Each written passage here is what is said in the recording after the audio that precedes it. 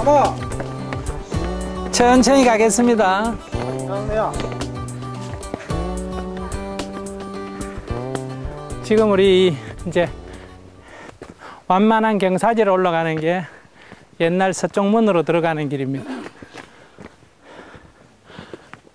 밑에 아직 옛날식으로 잘 정교하게 있는 것도 있고, 위에 저렇게 개이빨 자국처럼 무너진 부분이 안에 쌓여 있으니까 이 성벽 쌓는 기술은 고구려 초기 처음 성 쌓을 때부터 이런 기술이 있었다. 그거는 그 이전 시대에서부터 이런 기술이 있었다는 걸 말하죠.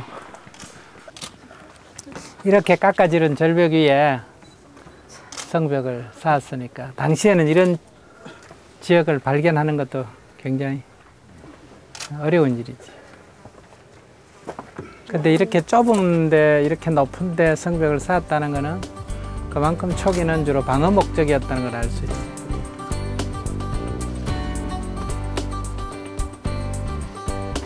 근데 이 폭포상상이 다 중국 땅이니까 이게 완전히 그러니까 이 요동성이 이 지역의 제일 큰, 그러니까 그 고구려의 이 요하에 있는 큰 도시입니다. 사실은 도시 자체는 국내성보다 오히려 더 크다고 볼 수 있죠. 왕이 거기 있으니까 그렇지. 그러니까 그것을 보호하는 하나의 산성이다. 이렇게 보니까 아주 요충지입니다. 이게 함락이 되면 이제 나머지가 많이 무너진다는 거예요. 그래서 아주 견고하게 쌓았는데 이게 고구려 사람들이 성 쌓는 기술이에요. 이제 요 무너진 안에 보면 성을 어떻게 쌓냐면 이렇게 서로 맞물려 돌이 맞물리도록, 그러니까 개 이빨이 이렇게 물리는 것처럼 성을 쌓는다. 그래서 성이 잘 안 무너진다는 거예요.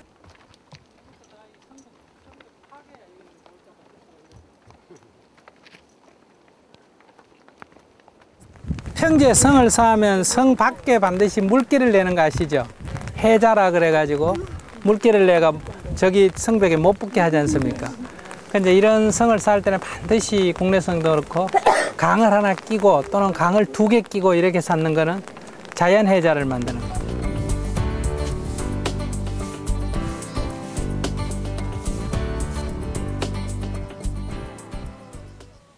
이게 모양이 위에 게 고인돌 형상이죠, 그죠? 그래서 이 고인돌에서 점점 발달해 온 게 아니냐 이렇게 우리가 추정을 할 수가 있고요. 저기 묻은 칸도 이거와 거의 같은데 이 규모가 월등하게 클 뿐이에요. 그러니까 거기도 위에 뭐예요? 큰 돌을 갖다가 덮었습니다. 그러니까 옆에 있는 저런 돌이 뭐 25톤, 15톤 이런 데 비해서 그건 50톤 이상의 돌을 통돌을 갖다 덮은 거예요.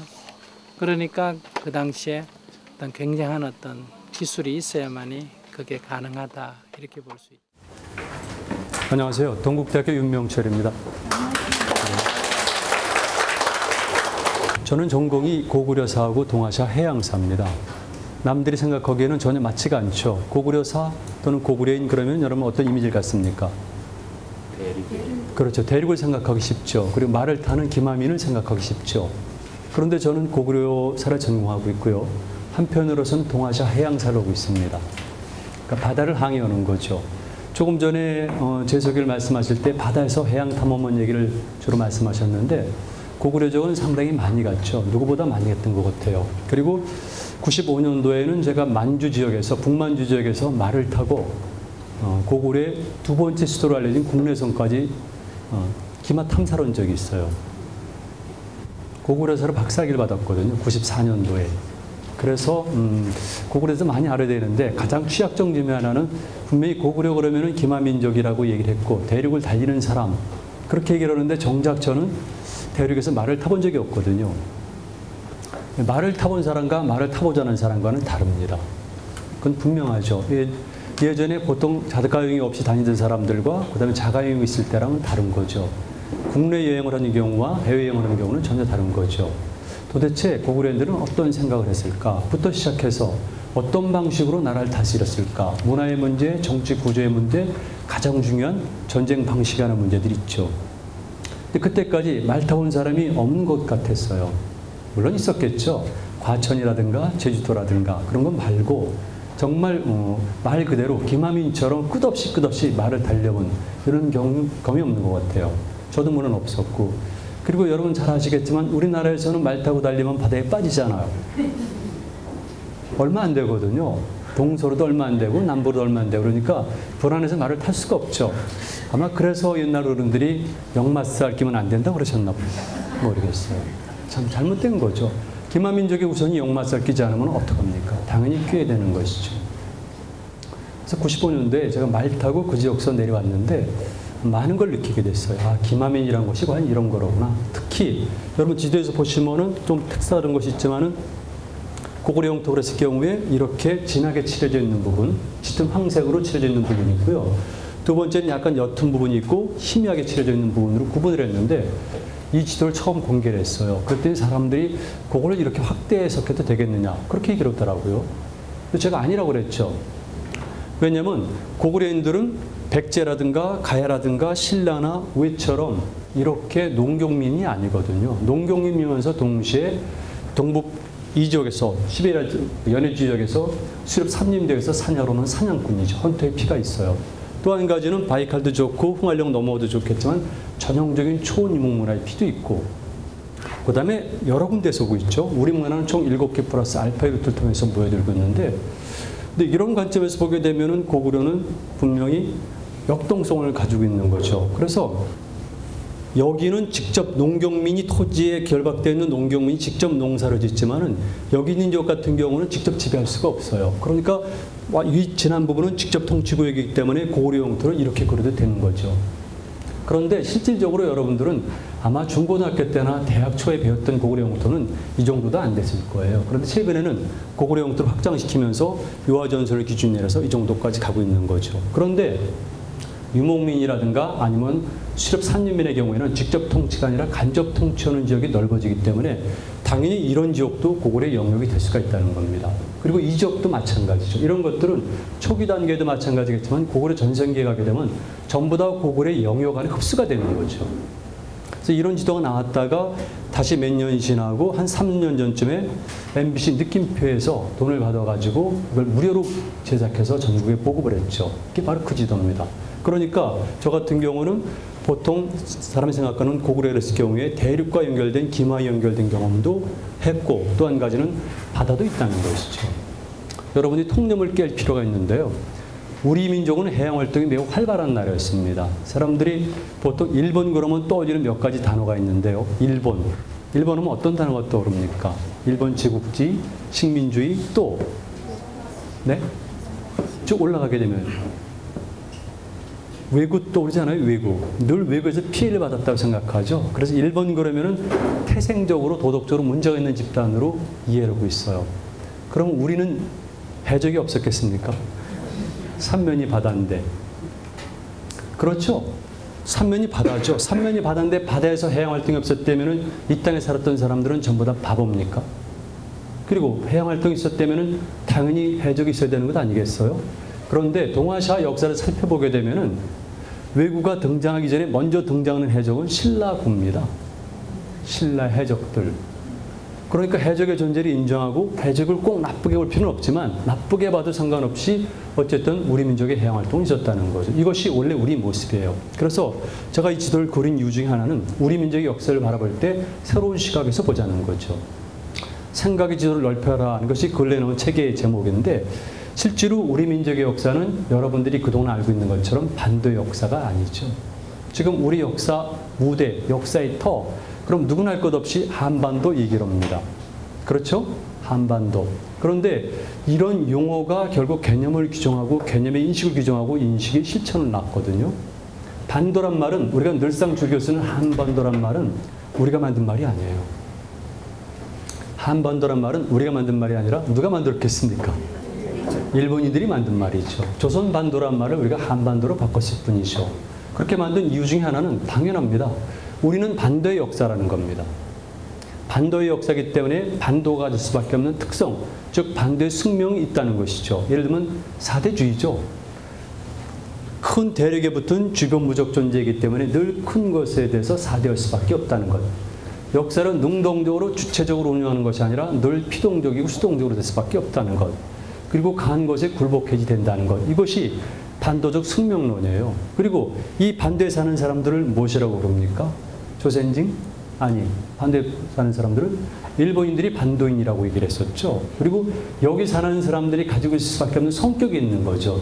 중국 사람들의 성격과 우리들의 성격과 일본 사람들의 성격이 다르잖아요. 우리 보통 섬나라 근성, 외놈 근성 그렇게 얘기하죠. 마찬가지로 역시 반도인들이 가질 수밖에 없는 나쁜 성격이 있는 것이죠. 이걸 다른 말로 하면 반도적 근성론이라고 그래요. 그래서 여기 나이 드신 분들은 아시겠지만 어렸을 때 많이 들으셨을 거예요. 조선 사람들 어떻다는 것부터 시작해가지고 엽전이라는 얘기부터 해가지고 등등. 이거 다 일본인들이 했던 것이죠. 그런데 가만히 살펴보시면 알겠지만 다음 강이 발해인 것으로 알고 있는데 발해 역사만 보더라도 그것이 한반도 역사가 아니잖아요. 그렇죠? 발해가 적어도 이 지역으로 올라가고 있습니다. 최근에는 러시아의 하바로브스크 지역까지도 발해 영토라고 러시아 학자들이 주장하고 있어요. 고구려 당연히 넓죠. 그렇다면 한반도라는 용어와 개념을 갖고 우리 역사를 재단한다면 현재를 기점으로 1000년의 역사는 반도의 역사겠지만 그 이전의 역사는 반도와 또 무엇을 포함하는 역사입니까? 반도와 대륙을 포함하는 역사죠. 또 그것만 있겠습니까? 반도와 대륙만 있겠습니까? 바다가 있는 것이죠. 삼면이 바다예요. 삼면이 바다. 그러니까 당연히 과거의 우리 역사는 한반도와 대륙과 해양을 포함하는 역사가 되는 것이죠. 그래서 그때 그동안 우리가 답습해왔던 반도사관이라는 것을 떨쳐버려지면 된다는 겁니다. 늘 한반도라는 용어 대신에 다른 용어를 만들어야 되고 역사를 바라보는 관점도 반도사관이 아니라 반도를 뛰어넘는 사관이죠. 그래서 일부에서는 대륙지향사관 얘기를 합니다. 당연히 압록강과 두만강 이북에서 있었던 모든 역사 활동도 우리 역사로 끌어들이는 것이죠. 그리고 어떤 사람들은 제가 처음 정했습니다마는 해양사관이 있어요. 해양사관. 우리 역사를 해양적 관점에서 보자. 해양사관. 그런데 제가 다시 수정을 했죠. 우리 역사는 반도사관이 아니다. 대륙사관이 아니다. 해양사관이 아니다. 그리고 제가 사관 하나를 또 명칭을 만들어내서 역사를 해석하고 있습니다. 어떤 사관을 만들어냈을 것 같습니까? 사관을 만드는 기준은 다양합니다. 누구든지 만들 수가 있고. 그런데 제가 역사의 털을 근거로 해서 새롭게 만들어내는 것이죠. 사관을. 어떤 사관을 만들어냈을까요? 선생님 같으면은. 여러분이나 저나 똑같습니다. 자, 반도사관도 아니다. 육지 대륙사관도 아니다. 해양사관도 아니다. 그렇다면은 또 뭐가 있겠습니까? 네? 간단하죠. 뭘 어렵게 생각하세요. 바다와 육지를 포함한 사관이죠. 그래서 그것을 말을 만들다 보니까 처음에 육지와 해자를 합해가지고 육해사관? 어감이 안 좋잖아요. 육해사관. 그래서 거꾸로 해보니까 해륙사관이 되는 거죠. 해륙사관입니다. 제가 보는 역사는 해륙사관이죠. 역사를 그렇게 해야지만 제대로 볼 수가 있는 것이죠. 그리고 여기서 역사 유기체론이 나와요. 역사는 하나의 유기체입니다. 인체와 마찬가지로, 뇌구조와 마찬가지로, 또 지구와 마찬가지로, 우주와 마찬가지로 긴밀하게 연결되어 있는 그런 유기체인 것이죠. 그렇게 봐야지 우리는 우리 모든 것을 규명할 수가 있고, 더 중요한 것은 중국인들이, 조금 이따 제가 상세히 언급하겠지만, 중국인들이 고구려와 백제와 신라를 각각 다른 정치체제라고 주장을 했잖아요. 동북공정이 그런 주장에 힘입어서 또는 세뇌당해서 최근에 일부 사람들마저도 그런 얘기를 해요. 고구려, 백제, 신라는 동일한 민족이 아니었다며, 같은 언어를 사용하지 않았다며, 이런 얘기들이 있는데 그렇지는 않습니다. 고구려, 백제, 신라, 가야 외는 하나의 역사 공동체죠. 역사 유기체라는 겁니다. 비록 정치체제는 다를지언정 사는 터는 한반도 남부와 중부와 북부와 대륙일지언정 하나의 유기체라는 것이죠. 여기 머리가 있습니다. 대가리가 있잖아요. 대가리. 대가리란 말 좋은 말인 거 아시죠? 원래 알타이어에서 탱그리게 오니까 탱그리, 탕그리, 퉁리, 탕리 이겁니다. 여기 뇌가 있는 대가리가 있죠. 심장이 있죠. 그 다음에 가운데가 있죠. 이런 것들은 코어가 될 수가 있지만 나머지까지 다. 그래서 인체 사지 끝까지 해가지고 어느 것 하나 문제가 생기면 안 되는 것이 유기체거든요. 우리 역사도 그렇게 말할 필요가 있어요. 다른 지역은 그렇게 보는데 왜 우리는 그렇게 보질 않죠? 이런 지도에 대해서 의문을 표하는 사람들에게 제가 얘기를 했죠. 그렇다면 중국의 지도를 한번 봐라. 그렇다면 북방 유목정족들의 지도를 봐라. 원나라, 징기스칸 이후에 쿠빌라이 이후에 원나라의 지도를 한번 보세요. 전 세계를 다 그들의 영토로 칠해놨어요. 실제로 그들이 직접 지배했습니까? 아니죠. 중국 지도를 한번 보세요. 중국이 직접 지배했습니까? 아니죠. 심지어 일본을 놓고 보세요. 일본은 1931년에 만선사관, 그 다음에 33년에 중일전쟁, 일만지 불로, 38년에 중일전쟁, 40년에 다시 대동아주의, 이렇게 하면서 일시적으로 점령한 남태평양의 조그만 성까지도 그때는 색깔을 칠해놔요. 그건 옳은 거는 아니죠. 그러나 기본적으로 중국이라든가 북방 유목종족처럼 자기들이 직접 지배했거나 간접 지배했던 지역은 자기의 영역권으로 인식하는 겁니다. 영토와 또 다른 의미의 영역이 있다는 것이죠. 그러면은 백제나 신라는 모르겠지만 고구려 같은 경우는 당연히 그렇게 봐야 되는 것이죠. 이게 제가 보는 사관이에요. 그리고 또 한 가지 여기서 말씀드리고 싶은 것은 이런 지역을 제가 쉽게 설명하기 위해서 또 하나 유형화시켰어요. 최근에는 국내에서 쓰여지고 있고 일본에서 쓰여지고 있고 유럽에서도 쓰여지고 있어요. 이 지역을 제가 동아시아 지중해라고 명명한 거예요. 93년 이후에 동아시아를 지중해로 보자. 동아지중해라고 명명한 거죠. 그랬을 경우에 이 지역 전체를 하나의 역사체로 볼 수가 있죠. 그리고 가장 중요한 것은 우리가 거기 한가운데 있다는 겁니다. 센터가 아니라 코어에 있다는 것이죠. 센터와 코어는 분명히 다르거든요. 우리는 이 동아지중해를 설정할 경우에 한가운데 코어에 있다는 것입니다. 그리고 동아지중해니까 당연히 육지와 함께 해양이 중요한 요소로 등장하게 되는 거죠. 그리고 해양의 요소를 강조해야지 우리의 위상이 확장이 되고 21세기도 마찬가지입니다. 자, 여러분 보세요. 고구려, 백제, 신라, 가야가 있습니다. 고구려를 빼놓고 나머지 세 나라, 그리고 왜 그 이후에 남북국 시대 때 통일 신라, 그리고 고려, 조선의 일부만 빼고 나머지 전부 다 바다를 통해서 교역과 교섭을 했지 육지를 통한 적이 어디가 있습니까? 통념을 깨셔야 돼요. 우리 다 바다를 통해서 교섭과 교역을 한 겁니다. 무역도. 고구려 오히려 육지보다는 바다를 통해서 교섭과 교역을 많이 했죠. 일본 열도의 교섭, 이게 고구려 루트죠. 그다음 또 한 가지는 당시 중국의 북조와 남조의 교역, 다 바다죠. 다만 이 북쪽의 유목종족들과 교섭할 때 육지에서 전투를 벌일 때는 육지지만 나머지는 바다가 중요했다는 겁니다.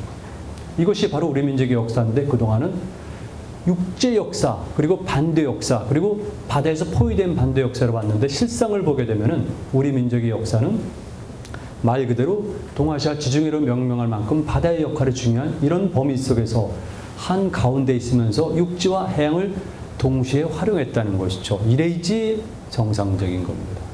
21세기 당연하죠. 우리가 지향하는 것은 바로 해립국가고 동아시아 공동체를 구성할 경우에 이런 질서 속에서 코어 역할인 겁니다. 지금부터 강의 내용이 우리 역사를 이제는 반도적 관점이 아니라 해양과 대륙을 하나로 포함한 유적 관점에서 해륙사관 입장에서 보자는 겁니다. 재미삼아 먼저 하나 딱 말씀드릴게요. 여러분들이 지루하실 것 같아서. 인천 상륙작전 잘 아시죠? 인천 상륙작전을 성공시킨 사람이 누굽니까? 메가더죠. 메가더가 작년, 재작년에 많은 문제가 있었잖아요. 인천역을 중심으로 해서. 그렇죠. 그 학생들에게 제가 질문을 던집니다. 그러면 메가더가 있기 전에 1950년 9월 이전에는 인천 지역은 없었는가? 질문 그렇죠. 인천 있었잖아요. 그리고 인천을 포함한 경기만 지역이 있었잖아요. 그런데 여러분 잘 아시다시피 한반도라는 용어를 굳이 쓴다면 한반도에서 가장 중요한 지역이 어디냐면 경기만 지역이에요. 한강 때문에. 한강 하구를 장악하면 한반도의 반을 장악할 수가 있습니다. 그래서 한강 하구가 중요하고 강화도가 중요한 겁니다. 거길 목이라고 그래요. 목. 고구려가 강화도를 점령한 다음에 그 지역을 혈구군이라고 그랬어요. 구멍혈자에다가 입구자. 그만큼 중요한 것이죠. 신라가 다시 고구려부터 탈취한다면 해구, 바다의 입구라고 그랬어요. 목포도 나무 때문에 목포가 아니라 사실은 목이란 뜻입니다. 일종의 코하고 허브고 알씨가 되는 것이죠. 그래서 학생들이 또 질문하죠. 그렇다면 국내뿐만이 아니라 국제 질서의 완벽한 변동을 가져올 만한 상륙작전이 메가더 이전에는 없었을 것 같니 질문합니다. 왜냐하면 동아시아 관계는 늘 국제관계잖아요. 중국 지역과 북방 지역과 일본 열도 지역과 그리고 삼국시대 같은 경우는 고려 백제 신라가 늘 한강을 차지하기 위해서 전쟁을 벌였는데 그렇다면 당연히 현재 서울 지역이나 개성 지역이나 이런 지역을 장악하기 위해서는 인천 상륙작전이 불가피하잖아요. 불가피하죠. 그렇다면 인천 상륙작전이 있어야겠네요. 그런데 우리는 왜 그런 생각을 안 했죠? 제가 이건 잠깐 재미삼아 말씀드리는 거죠. 과학자가 얘기를 합니다. 인천 상륙작전을 최초로 성공시킨 사람은 광개토 태양이다. 이렇게 얘기를 하죠. 그래서 396년도에 광개토 대왕이 백제를 공격하기 위해서 말 그대로 수군을 거느리고 벌잔국군, 잔국 백제군을 공격할 때 3개 루트를 통해서 했는데 그 중에 첫 번째 루트는 한강 수로 직공 작전이에요. 그래서 강화도를 통과해가지고 한강 하구로 접근해 들어오니까 지금 왼쪽에 있는 자유로라든가 강변북로, 오른쪽에 있는 88도로 여기 다 보면서 고구려의 수로군이 현재 천호동 일대 아니면 하남시 일대까지 공격을 한 거죠. 이것이 역사예요. 우리는 모르고 있지만 396년도에 있었던 사실입니다. 광개토 등 비문에 나온 얘기예요. 그 다음에 두 번째 루트가 바로 인천 상륙작전이에요. 가보셨죠? 아니, 광개토 등비 보셨죠? 안 보셨어요? 꼭 가시도록 하세요. 그 비에 대해서도 제가 따로 할 말이 굉장히 많습니다. 장군청도 마찬가지고 제 나름대로 보는 것이 있거든요. 그러니까 여러 가지 견해를 문헌만이 아니라 고고학적인 것만이 아니라 미학적, 철학적까지 다 통해서 봐야 된다는 거죠. 광개토 등 비문에 전면 있고 딱 돌아가게 하면서 맨 윗기절에 보면은 396년에 점령한 성 이름 중에 하나 미추성이 나옵니다. 미추성이 어딘 줄 아시죠? 인천이 미추홀란이에요. 미추성이 지금의 문학산성입니다. 그 문학산성 밑에는 뭐가 있습니까? 문학경기장이 있죠. 그래서 인천 지역에다가 얘기를 많이 했죠. 이 기회에 광개토 대왕에 대해서 좀 언급을 해라. 문학산성이 지금 조금 남아있거든요. 광개토 대왕이 바로 이루고는 인천 상륙작전이에요. 인천의 상륙작전 성공시킨 다음에 철마산성을 넘어서 부평으로 갔다가 부평에서 어디로 갑니까? 신월동이죠. 어디로 갑니까? 신월동 다음에는 뭐가 있죠? 목동 있잖아요. 목동단지. 목동단지 다음에는 영등포를 통해 가지고 지금 수도로 가는 겁니다. 천호동 일대로. 저는 견해가 다릅니다만 통상적으로 지금 풍납토성으로 봐요. 삼로구는 지금 뜨고 있는 지역이죠. 삼로구는 어디냐면은 남양반도의 화성시. 화성시에 성공 상륙한 다음에 어디로 갑니까? 동탄지구로 갑니다. 그 다음에 어디로 갈 것 같아요? 뭐 광교 거쳐가지고 동탄 다음에는 주로 판교지구로 갑니다. 판교지구 다음에는 분당으로 가죠. 분당 다음에 광주로 가서 하남시로 해서 하남시나 아니면 넘어가지고 풍납까지 가는 거지. 천호동까지. 이게 그 실상이에요. 그러니까 역사는 보는 관점에 따라서 달라질 수가 있는 거죠. 그런데 역사는 추상화되면 안 되고 구체화되고 실제화해야 되는데 그동안 우리 역사를 추상화시켜버리거나 다 잘라버리고 남겨둔 게 없는 거죠. 그래서 역사가 실제로 피부에서 닿지 않고 늘 관념적이에요. 잘못된 것이죠. 자, 재밌는 얘기였었죠. 이런 거 꼭 써먹고요. 여러분들이 자녀들 데리고 뭐 손녀, 손주들 데리고 쭉 다닐 때 아, 여기 예전에 광개토 수군이 거느리고 했던 곳이야. 당연히 백제군의 방어체제가 한강 곳곳에 있는 거죠. 백제군의 방어체제가 곳곳에 있었던 곳에는 지금은 뭐가 있습니까? 다리가 놓여져 있죠. 그리고 아직 놓여지지 않는 곳은 꼭 다리가 놓여지니까 여러분들은 그런 곳을 투자해야 되는 겁니다. 그래서 사람들에게 얘기를 해요. 역사 그러면은 재미없는 것을 생각하는데 가장 현실적인 하다못해 주식 이건 세계 질서의 문제니까. 근데 부동산 이거 역사를 알면은 당연하죠. 저 역사학자의 입장에서 볼 때 지금은 인류 역사 이래 가장 큰 전환기입니다. 인류 역사 이래 지금만 같은 전환기는 없어요. 35억 년 전쯤에 생명체가 시작이 됐죠.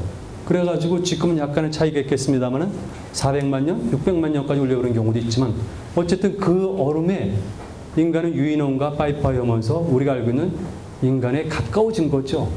그리고 몇 단계를 거치다가 지금 알고 있는 호모사피엔스 사피엔스가 됐는데 적어도 그 이후에 지금만큼 전환기는 없어요. 그래도 아직 자각 못하는 것. 세계화의 문제죠. 세계는 하나가 됩니다. 그 세계화에 대해서 우리가 정확히 알았다면 IMF라든가 아니면 금융위기를 당했겠습니까? 세계의 본질을 잘 몰랐던 것이죠. 당연히 알았어야 되는 건데 책임을 지는 사람들도 없지만 이런 문제가 있죠. 또 오늘 신문 보니까 동아시아 공동체 얘기 나오던데요. 이거 오래전부터 나온 얘기입니다. 동아시아 공동체. 제가 늘 얘기해요. FTA도 마찬가지고 다 그렇지만 동아시아 앞으로 머지않은 장래에 동아연방이 탄생합니다. 이거 아주 비중 있는 자리에 써제가 있어요. 국회 쪽에서. 우리가 원하든 원하지 않든 동아시아는 공동체가 되고 연방이 탄생합니다. 어른들은 싫어할지 모르겠지만. 왜? 어른들은 동아 연방 그러면은 예전에 대동아 공영권을 생각하기 때문에 거부감을 일으키죠. 그러나 우리가 원하든 원하지 않든 동아시아는 하나가 될 수밖에 없는 것이죠. 근데 문제는 우리죠. 한국 지역, 중국 지역, 일본 지역이 하나가 됐을 경우에, 과거도 그런 경우 여러 번 있었던 겁니다. 그랬을 경우에 그때 우리는 뭐냐는 겁니다. 우리가 중국이나 일본에 비해서 정치력이 강합니까? 아니잖아요. 군사력이 강합니까? 아니잖아요. 일본은 군사비 지출이 세계 4위잖아요. 해군력은 세계 제2위잖아요. 해외 영토의 개념을 정의시키게 되면 세계 5위 영토 대국이잖아요. 중국 세계 3위 내진 4위잖아요. 러시아 있잖아요. 우리는 뭡니까? 제가 늘 얘기를 해요. 또 제가 연합세도 얘기한 적이 있어요. 앞으로 다음 시대는 육군이 아니라 해군과 공군이 중요시돼야 된다. 이런 얘기부터 시작해가지고. 그리고 우리나라의 군대, 체제, 모든 것들은 북한을 대상으로 한 것이 아니라 북한도 마찬가지지만 동아시아 전체를 염두에 두고 재편이 돼야 된다는 것이죠. 어떤 상황이 전개될지 모르는데. 자, 그러니까 우리는 정치적으로 약소국이죠. 군사적으로 약소국이죠. 경제적으로 약소국이죠. 물론 중국이나 일본에 비해서. 제가 10년 전에 15년 전에 방송에서 똑같은 얘기, 이런 얘기 많이 했어요. 그때는 사람들이 중국이 우리보다 못 사는 줄 알고 있었어요. 그리고 동서평의 사회주의 시장 경제 체제가 실패하게 되면 중국이 디바이드 분할되고 잘하면은 만주에 대해서 우리가 뭐 이런 얘기들도 오고 가고 중국에 대해서 굉장히 친한 것처럼 생각했었어요. 동북공진이 모든 걸 무너뜨렸지만. 그런데 세월이 지나고 보니까 중국은 이제는 G2에 거론될 만큼, 그 다음에 위안화를 기축통화를 하겠다는 것만큼, 옛날에 한국 사람은 엔화 이렇게 나오면 굉장히 거부감을 느꼈는데 중국 위안화 기축통화 그러면은 할 수 없지. 어떻게 10년 만에 이렇게 변하는지 모르겠어요. 10년 전에 안 그랬다 할지라도 지금 그렇게 쉽게 굴복해서는 안 되는데. 그러니까 10년이 지난 다음에 중국은 우리랑 비교할 수 없을 정도로 커진 나라가 된 거죠. 자, 그러니까 우리가 문명사적으로나 세계사적으로나 동아시아적으로나 민족 문제는 제가 더 이상 거론 안 하겠습니다. 이렇게 엄청난 위기로 점철되어 있는데, 그렇다면 우리 위기를 극복해야 되지 않습니까? 조금 전에 말씀드렸던 대로 이 땅에서 어떤 위대한 로직도 나와야 되고 위대한 사상가도 나와야 되고, 사상가 나와야 돼요. 우리 이 땅에 얼마나 사상가들 많습니까? 근대로 넘어오는 시기에도 우리가 그들을 팽개쳤기 때문에 그들의 진가를 모를 뿐이지 얼마나 뛰어난 사상가들이 많이 있어요. 자꾸 부각을 시켜야 돼요, 사회가. 그래야지 아이들이 본받죠. 본받을 만한 모델. 부모가 잘나야지 아이들이 잘나는 겁니다. 근데 우리는 부모가 못났다고도 서로들 그러고 있잖아요. 우리 잘났다는 얘기 한 적 있습니까? 없잖아요. 애들이 삼국지를 하도 읽어가지고 뭐 황충부터 하우돈부터 시작해가지고 다 하는데 안성 성주가 양만춘인 건 모르죠. 참 기가 막힌 얘기지만 제가 재미삼아서 한마디만 더 할게요. 삼국지 다들 보시잖아요. 삼국지 보게 되면 마치 그 당시 세계에는 위초고 세 나라만 있고 모든 영웅들은 다 거기 있는 것 같아요. 제가 그러죠. 얘들아, 삼국시대는 3세기 전반 중반 시기인데 그 시기에 우리 고구려는 없었니? 내가 물어보죠. 고구려는 그냥 원시 상태에 있고 거기서 위초고는 엄청난 제갈공명을 비롯해서 엄청난 지략가들이 움직이고 있고 그런 엉터리 역사가 세상에 어디가 있어요. 그러니까 우리나라 사람들은 명나라 시대 때 오랜만에 중국 질서를 장악하는 한족이 쓴 한족 중심의 삼국지연이라는 소설을 가지고 삼국지를 착각하고 마치 중국이 자신들의 모국인 양 착각하고 있죠. 그렇지 않죠? 그 시대에 고구려가 있었는데 당시 고구려의 동천왕과 오날의 선공과 군사동맹을 맺고 사신들이 오고 가고 군승을 짜고 오고 가고 나중에는 동천왕이 선군이 보낸 사신의 목을 치고 선군이 화가 나서 요동을 공격하겠다는 것. 성사이고는 불투명하지만 공격은 이런 것들은 몰라요. 안 가르쳐 준 거죠. 뭐 그 이후에 더 많죠. 장수왕 때는 439년에는 장수왕이 제가 얘기를 해요. 얘들아 439년에는 장수왕이 지금 남포항을 출발했어. 북한이죠. 남포항을 출항해서 대금의 선단이 가는데 그 선단 속에는 800필의 말이 실려 있어. 그 800필의 말이 황해를 사단해서 현재 건설하고 있는 양산신항. 양산신항이 건설되면 우리나라 투톱되어 있는 부산신항과 광양 합초도 물동량을 능가해. 그렇게 되면 전 세계 1, 2, 3위는 다 중국이 갖고 있는 거야. 바로 이 양산신앙. 그 앞을 통과해서 조금 더 가면은 그 아름답고 상징적인 동방명주탑이 있어. 상해죠. 거길 통과해서 가게 되면 남경이 있는데 거기가 바로 그 당시 때 수도야. 늘 남조의 수도니까. 고구려가 439년에 800필의 말을 실은 대선단을 거기까지 파견했어. 수출을 한 거죠. 800필의 말이라는 것은 800기의 미사일, 800개 전투기와 동일한 거죠. 이거 단적인 예를 든 겁니다. 그렇다면 그 당시 때 국제관계가 여러분들이 생각하는 것처럼 그런 게 아니라는 걸 알 수가 있죠. 단호히 말씀드리는데 중국은 통일돼 있던 기간보다는 분열돼 있던 기간이 더 길어요. 중국은 한족이 지배했던 기간보다는 비한족, 특히 북방 유목종족이 지배했던 기간이 길고 그 북방 유목종족들의 주력은 바로 선비족이고 선비는 우리와 가깝습니다. 이거는 제가 우리 역사에 대한 찬양이 아니라 그냥 사실을 알자는 것이죠. 여러분들이 너무 잘못 알고 있어요. 중국은 질서의 개념, 문화의 개념이지 정치의 개념이 아니죠. 자, 이런 것들이 있기 때문에 결국 이러한 문제를 해결하기 위해서 다양한 모델을 제시하는데 제가 제시하는 것은 그 중에 하나가 이겁니다. 동아지중해론이에요. 동아시아 역사를 지중해로 보자. 앞으로 21세기도 지중해적 질서에서 보자. 그리고 우리 같은 경우는 동아지중해에서 코어 역할을 하지만 살 수가 있다. 이거죠. 동아지중해 중핵 조정론이에요. 그런 과정 속에서 그렇다면은 이와 같은 동아지중해 코어 역할을 수행해서 정말 큰 나라가 된 곳 나라. 그 나라는 어떤 나라일까? 당연히 고구려죠. 고구려. 고구려 큰 나라예요. 여러분들이 고구려 그러면은 누구나 이렇게 고구려, 그 사람들 싸움 잘하지. 그 사람들 전투 잘하지. 우리나라 영토를 최고로 확장시켰지. 이게 고구려에 대한 인상이에요. 광개토 태왕 그러면은 광개토 태왕이란 말은 그래도 대단한 거예요. 광개토 태왕이란 말이 태왕 사신기 덕분에 알려졌는데 여러분들 지금 돌아가셔가지고 아이들이 보는 책을 펴보시면 아마 광개토 왕으로 되어 있을 거예요. 교과서에. 삼국사기가 광개토 왕으로 되어 있으니까. 광개토 왕이 맞습니까? 광개토 대왕이 맞습니까? 태왕이 맞습니까? 태왕이 맞는 거죠. 왜? 당시에 본인들이 그렇게 얘기를 했으니까. 당시에 본인들은 분명히 태왕이라고 그랬거든요. 그리고 천재지자, 고구려전 추모는 천재 아들이라고 그랬거든요. 황천의 아들이라고 그랬거든요. 그리고 추모와 어머니 유화비는 해와 달 1월, 그러니까 1월지자라고 얘기했거든요. 그들은 천손이라고 얘기했거든요. 이거는 그 당대의 금성문과 묵서에 나오는 것들이고 광개토왕이라는 것은 김부식이 쓴 삼국사기에 나오는 거죠. 어느 게 더 정확합니까? 근데 왜 우리는 광개토 왕으로 하고 있죠? 이게 철저하게 중국에서 성리학자들에 의해서 일인에 의해 가지고 자꾸 우리 역사를 교묘하게 조작하니까 우리는 늘 뭡니까? 아주 너절한 거죠. 정말 그럴까요? 그렇지 않아요. 고구려는 큰 나라입니다. 제가 다른 얘기 안 하는데 우선 먼저 한 가지만 말씀을 드릴게요. 고구려가 왜 큰 나라인가? 그렇게 고구려가 무슨 나라가 습니까?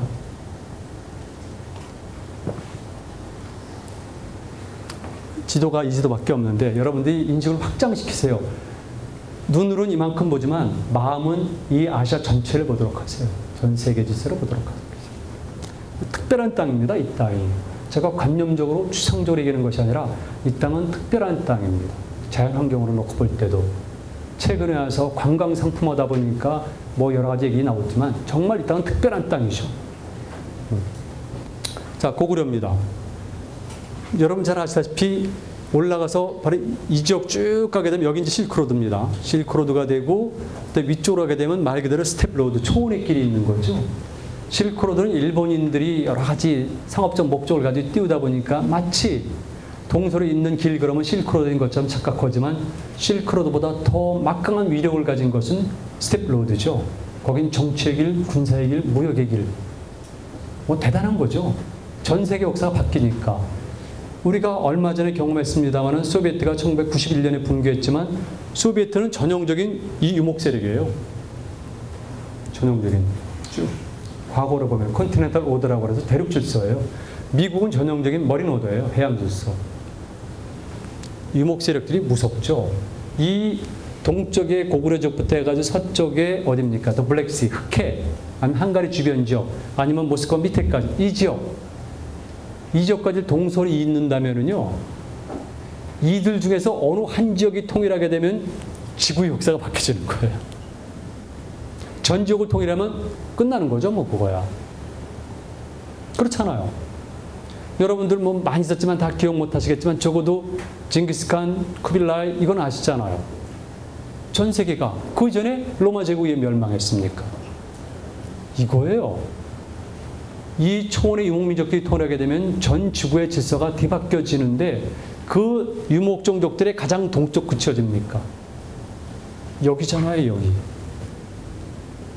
최근에 몽골 학자들을 중심으로 해서 징기스칸이 바로 발의 개다 이런 주장들이 나오고 있지만 징기스칸도 고향이 어디냐면 바로 동몽골 지역이에요.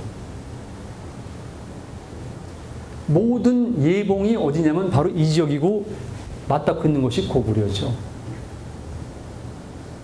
고구려예요. 그러니까 고구려는 700년 동안 유목종족들과 부단하게 끊임없이 경쟁과 갈등과 전쟁을 벌이면서 그들은 승리한 겁니다. 왜? 남았으니까. 그리고 처음 본 데서 아니라 점점 확장됐으니까 승리한 것이죠. 그렇죠? 그 다음에 또 여기 뭡니까? 여기는 말 그대로 중국 질서인데 북방 종족들이건 한족인 간에 전 중국 내지는 이 해야 이북을 통일하게 되면 그들이만 중원을 통일하게 되면 또한 동아시아 역사가 바뀌어지게 되죠. 그때 늘 오는 것이 어딥니까? 동쪽의 고구려예요. 늘 고구려로 옵니다. 그러니까 고구려는 서북쪽으로는 북방 유목종족들과 그 다음에 서쪽 내지 서남쪽으로는 구막강한 가장 논리적이고 가장 문화가 뛰어난 정치력이 정교한 중국 세력과 전쟁을 벌였죠.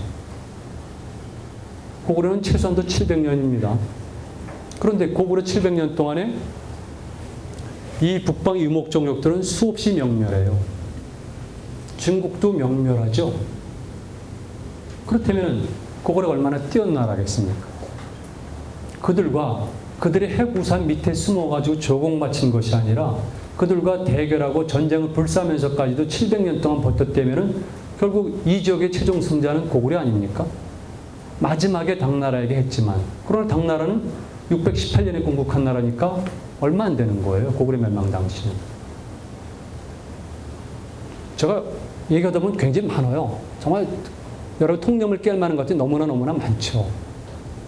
자, 그러니까 고구려 이것만 보더라도 큰 나라죠. 그렇다면 이렇게 고구려가 그들과의 경쟁과 갈등과 전쟁 구도 속에서 승리했다면 그들이 어떤 능력을 가지고 승리를 했을까요? 싸움 잘해서? 중국 사람들이 고구려를 평가하는 문장들이 있습니다. 예를 들면 고구려인들은 호전적이다. 싸움을 좋아한다. 고구려인들은 흉폭하다. 흉하고 폭력적이다. 고구려 사람들은 교자, 즉 교만하고 방자하다. 고구려 사람들은 정질이 급해서 평지도 산길도 평지 달리듯 한다. 이것은 중국인들이 기록한 고구려 사람들이라는 성품이에요.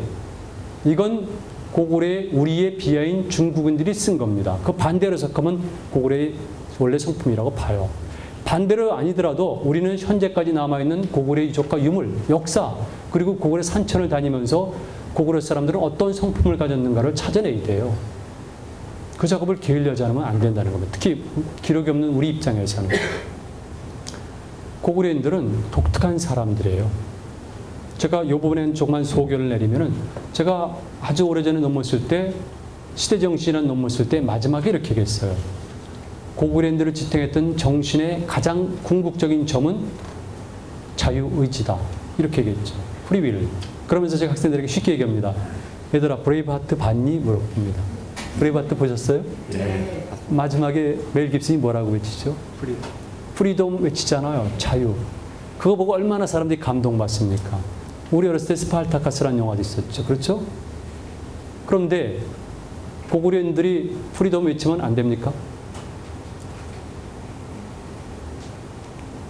그리고 메이플라워를 타고 간 사람들이 청교도들이 종교의 신앙을 위해서 떠났는데 우리는 그렇게 하면 안 됩니까?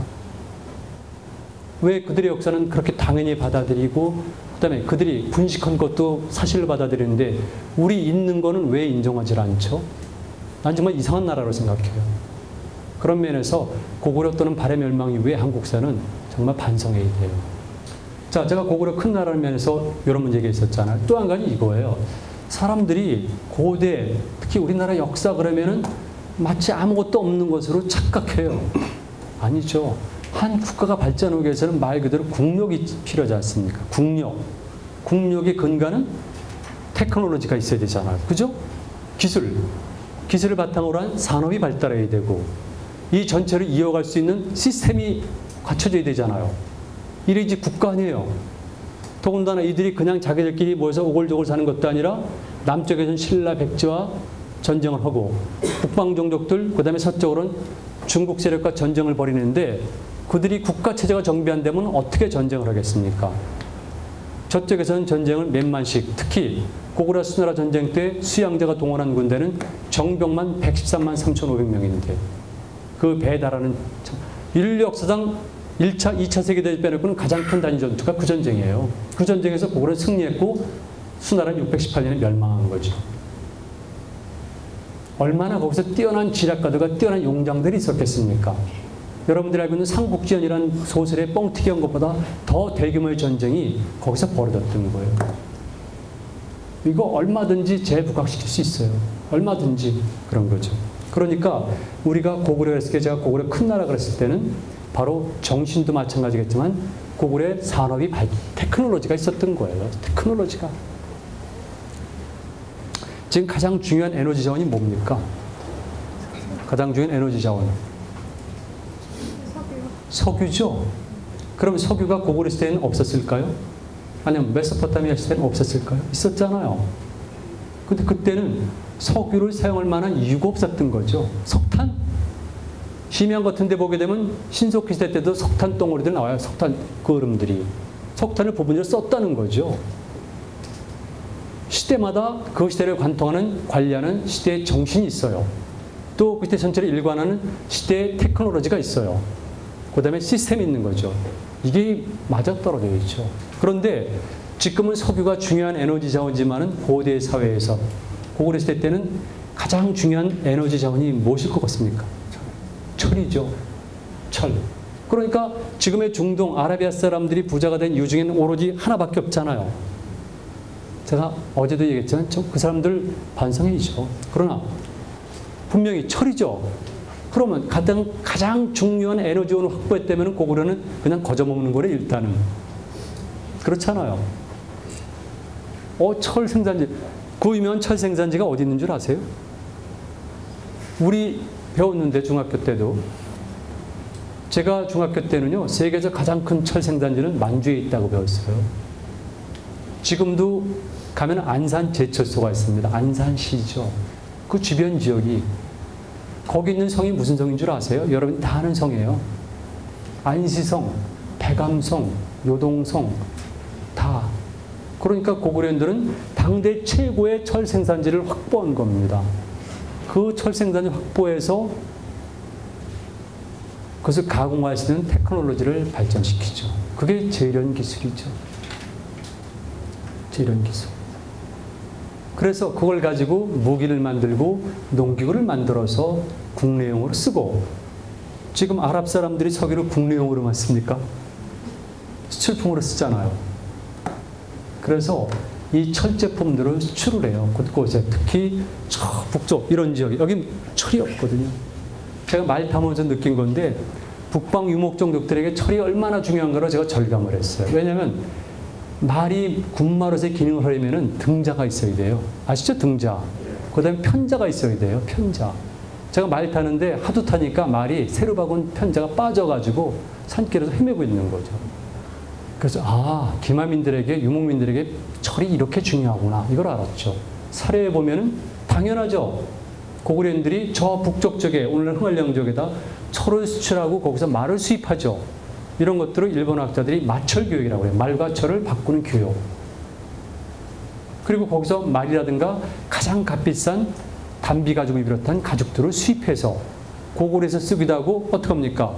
일본 열도로 팔기도 하고 또 어디로 갑니까? 남쪽에다 팔죠. 그래서 현재 양자강 유역에 있었던 남조 세력들에게 고구려가 철과 말과 단비 가죽 같은 모피들을 계속 파는 거예요. 이것이 국가 경제예요.